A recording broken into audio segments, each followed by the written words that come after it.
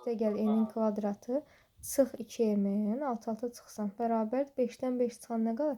0 qalır. Yazaram 0. Bu nəyin düsturudur? Hansı müxtəsər hesabıma düsturudur? M çıxılsın n-in mötərizə nəyi? Kvadratı. Bərabərdir 0-a. Nəyin kvadratı 0 edər? M çıx n bərabərdir 0-a. Buradan deyə bilərəm n bərabərdir n-ə. Düz. Bizdən nə istəyir? Deyir ki, 5n bölünsün m üstə gəl n ifadəsinin qiymətini tap. M-in yerinə n qoyaram. Yazaram 5n bölünsün n üstə gəl n bərabərdir. 5n bölünsün neçə? 2n. N-lər gedir. Nə qalır? 5-i də bölürəm 2 olur. 2,5. Belə. Aydın oldu. Əvvəlcə nə elədi? X-ları keçirdik bir tərəfə. Düzdür? Sərbəst ədləri digər tərəfə. X-ları çıxartdım mötərizə xaricinə.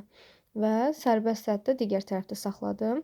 Sonra dedik sonsuz sayda həlli var. Sonsuz sayda həlli var deyirsə, x-in əmsalında 0-a bərabərləşdirdim, sərbəst həddə 0-a bərabərləşdirdim.